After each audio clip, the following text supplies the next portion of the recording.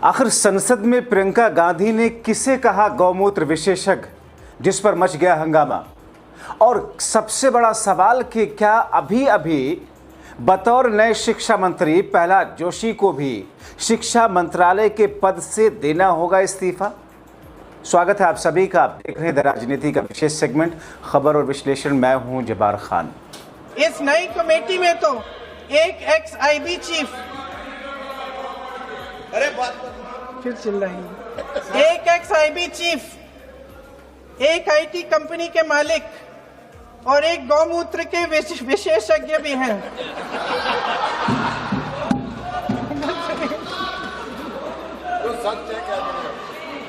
इन्हें शिक्षा के बारे में क्या पता जी।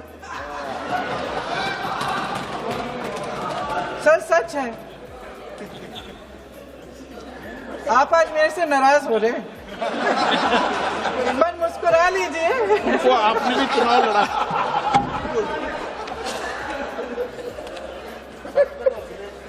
दोस्तों, प्रियंका का ये बयान आपने सुना। जाहिर तौर पर प्रियंका का ये बयान और जिस अंदाज में उन्होंने कहा, उस पर सामने वाले सत्ता पक्ष के लोगों के लिए तिलमिलाहट वाली स्थिति तो रही होगी। एक तरफ प्रियंका मुस्कुरा मुस्कुरा करके ये बातें कह रही थी, तो दूसरी तरफ सत्ता पक्ष के लोग मानो उनके सीने पर सांप लौट रहा था। मगर इन तमाम चीज़ों के बीच में दोस्तों कैसे कैसे स्थितियां उलझती हुई चली गई। और तब प्रियंका गांधी ने लोकसभा स्पीकर ओम बिरला को लेकर क्या कहा कि आप तो खामखा मुझ पर नाराज हो रहे हैं। मगर फिर कैसे राहुल गांधी प्रियंका गांधी के साथ में खड़े होकर के किस अंदाज में उन्होंने भाई बहन के साथ मिलकर के किस तौर पर मानो पूरे सत्ता पक्ष के सामने एक ऐसी बैरिकेडिंग खड़ी कर दी जिसे शायद सत्ता पक्ष इस वक्त लागने में मुश्किल या खुद को अक्षम महसूस कर रही है। मगर ये दोस्तों आपको सब कुछ बताता हूं, उससे पहले असली खबर पर आता हूं कि राहुल गांधी ने क्या कहा। राहुल गांधी ने दरअसल बलात्कारियों का समर्थक बता दिया नए शिक्षा मंत्री को। राहुल गांधी ने कहा कि भारत के शिक्षा मंत्री को देखिए, बीजेपी ऐसे व्यक्ति को रखती है जो बलात्कारियों का समर्थक है, बलात्कारियों का बचाव करता है। वो सबसे घटिया किस्म का इंसान है। जो व्यक्ति ये कहे कि बलात्कारियों को सुरक्षा की जरूरत है, उससे ज्यादा घटिया इंसान कोई नहीं हो सकता। आज भारत के शिक्षा मंत्री वही व्यक्ति है। तो दोस्तों, जिस किस्म से भारत के नए शिक्षा मंत्री को लेकर के जिस अंदाज में, जिस तरीके से राहुल गांधी और प्रियंका गांधी ने अटैक किया, संसद के भीतर प्रियंका गांधी ने और संसद के बाहर राहुल गांधी ने जिस तौर पर जो बयान दिया, वो अपने आप में मोदी शाह की सरकार को लेकर के और प्रहलाद जोशी को लेकर के जेनजी में एक नए किस्म का आक्रोश उत्पन्न करना हुआ। और इसी पर दोस्तों देश के बहुत सारे बुद्धिजीवी और दशकों से पार्लियामेंट कवर करने वाले लोग ये कहते हैं कि अगर इस नए वाले शिक्षा मंत्री को लेकर के फिर से आक्रोश बना और इनके साथ में ये जो लेगेसी लगी हुई है बलात्कारियों के बचाव के लिए, उस लेगेसी के कारण ऐसा हो सकता है कि इनसे भी इनकी कुर्सी जल्द ही ले ली जाए, ज़्यादा दिनों तक इन्हें बतौर शिक्षा मंत्री न रखा जाए। अब इस बीच में दोस्तों, जैसा कि मैंने आपको दिखाया था कि प्रियंका ने मोदी पर कुछ ऐसा कहा कि पूरा भारतीय जनता पार्टी खेमा तिलमिला गया था। वो प्रधानमंत्री नरेंद्र मोदी को लेकर के कैमरे के एंगल और मोदी को मिलाकर के प्रियंका गांधी ने जिस तरीके से सटायर में जो बातें कही कि पीएम मोदी को कैमरे का एंगल नहीं, दिल का एंगल बदलना चाहिए। छात्रों को सड़क से हटाया जा सकता है लेकिन उनके सवालों में से नहीं। अपनी अकड़ का इलाज कराएं। दोस्तों, प्रियंका गांधी हो या राहुल गांधी हो, दोनों ही के शब्दों में जो कड़वाहट, जो तीखापन आज देखने को मिला है, कम मौक़ों पर ऐसा दिखता है। वो कहते हैं कि लाठी छात्र छात्राओं पर नहीं, सरकार की साख पर पड़ी है। लेकिन इससे आगे जिस तरीके से आरएसएस को लेकर के उन्होंने कहा कि पूरे सिस्टम को खोखला कर दिया आरएसएस प्रचारकों से भर करके, यानी कि ये बात सच भी है दोस्तों। अगर आप शैक्षणिक संस्थानों में जाएं, यूनिवर्सिटीज़ कॉलेजेस में जाएं, यूनिवर्सिटीज़ में आप जा कर के देख लीजिए, ज़्यादातर वाइस चांसलर्स या चांसलर वही हैं जो संघ के चाहते हैं। और ये बात भी फैक्ट है कि एजुकेशनल हब में, उन संस्थाओं में किस तौर पर आरएसएस ने पूरा एक कब्जा जमा रखा है। यही बात तो विपक्ष कह रहा है। अब वो कहते हैं कि एनटीए को ज़बरदस्ती लाकर सिस्टम को सेंट्रलाइज करके दरअसल मामले को और ज्यादा उलझा दिया गया है। तो क्या वाकई नए शिक्षा मंत्री महिला विरोधी हैं? क्या वाकई नए शिक्षा मंत्री बलात्कारियों के समर्थक हैं? क्या वो बलात्कार की पीड़ित महिलाओं का मजाक उड़ाने वाले असंवेदनशील गैर जिम्मेदार समुदाय विशेष के विरोधी हैं? खुद सुनिए प्रियंका से। यकीन करें, प्रधानमंत्री महोदय जी ने नया शिक्षा मंत्री चुना, एक ऐसे व्यक्ति को इस पद पर आसीन किया जिसने एक गर्भवती महिला के बलात्कारियों की रिहाई पर अपनी सहमति व्यक्त की, खुशी जताई। देश की करोड़ों लड़कियों को प्रधानमंत्री जी ने क्या संदेश दिया?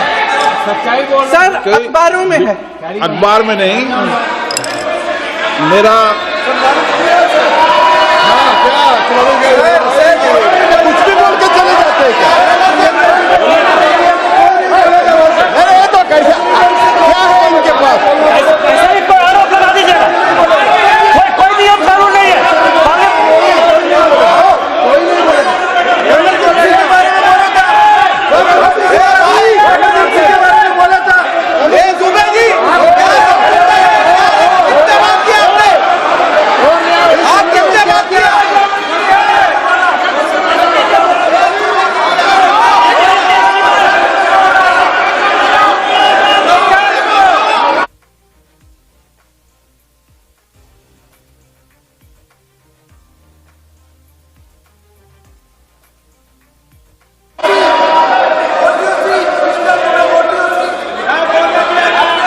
अध्यक्ष महोदय जी, जो श्रीमती प्रियंका वाड्रा गांधी जी बोल रही थी, तो बीच में उनके वहां से भी टोका टोकी पहले भी हुए, हमारे यहाँ से भी हुए थे।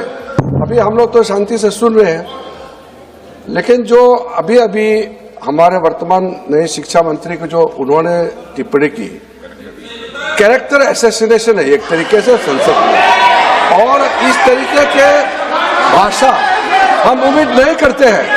मैं इसमें प्रहलाद जोशी जी ने भी खुद कहा है, एक तो उन्होंने प्रियंका जी ने जो गलत बात कही है रिकॉर्ड पे, उसको रिकॉर्ड से हटा दिया जाए। दूसरा इस तरह का भाषा का इस्तेमाल ना करें। आपने डिबेट से पहले आपने अपील किया कि संसद में डिबेट का स्तर को नहीं गिराने चाहिए। उनके पार्टी के वो सीनियर लीडर है, वो पहली बार चुन के आए हैं, मगर उनके पार्टी में सीनियर है। जिम्मेदारी के साथ बोलना चाहिए। अगर पूरा ऑथेंटिकेट नहीं कर सकते हैं तो मैं ये मानता हूं कि उनको क्षमा मांगना चाहिए सदन से।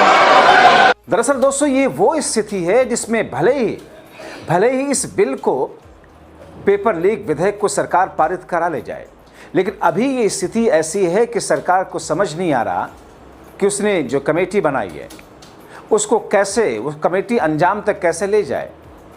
और उसमें तो गौमूत्र के विशेषज्ञ को खास तौर पर रखा गया है। इसीलिए प्रियंका गांधी ने कहा, ना इस विधेयक पे पेपर लीक रोकने के कोई ठोस कदम है। इससे देश के युवाओं का भरोसा कैसे बनेगा?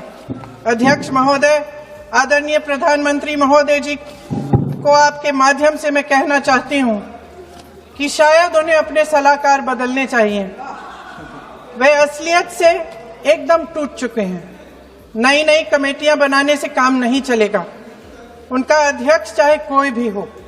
राधा कृष्ण कमेटी भी व्यवस्था में सुधार लाने के लिए बनी थी।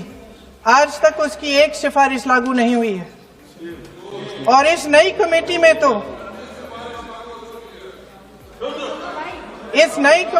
तो एक एक्स-आईबी चीफ,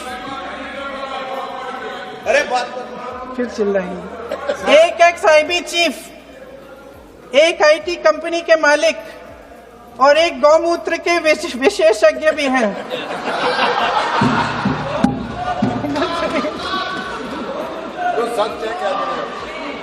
इन्हें शिक्षा के बारे में क्या पता जी? सर, सच है। आप आज मेरे से नाराज हो रहे हैं, पर मुस्कुरा लीजिए। वो आपने भी चुनाव लड़ा।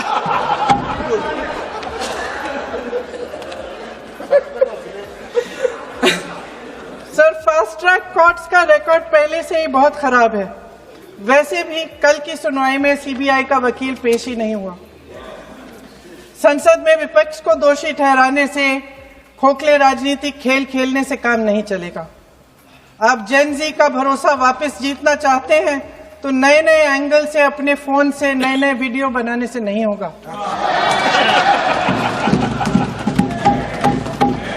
प्रधानमंत्री जी को कैमरे का एंगल नहीं, दिल का एंगल बदलना पड़ेगा। ये जेनरेशन जागरूक है, समझता है, झूठ पहचानने की उसकी अपार क्षमता है। इनका दिल और दिमाग जीतने के लिए आपको सच्चाई पर उतरना पड़ेगा। आपके शासन के चलते इस नौजवान पीढ़ी के साथ घोर अन्याय हुआ है, बर्बरता हुई है। इस सच्चाई को स्वीकार करिए। अपनी जिम्मेदारी से पीछे हटने से काम नहीं चलेगा। आदरणीय प्रधानमंत्री महोदय जी, आपको जिम्मेदारी लेनी पड़ेगी, ठोस कदम उठाने पड़ेंगे। शिक्षा विशेषज्ञों को इकट्ठा कीजिए, छात्रों, अध्यापकों, सभी स्टेक होल्डर्स को साथ लेकर, अन्य विचारधाराओं के थॉट लीडर्स के साथ गहरी चर्चाएं करवाकर एक नई शिक्षा प्रणाली तैयार कीजिए।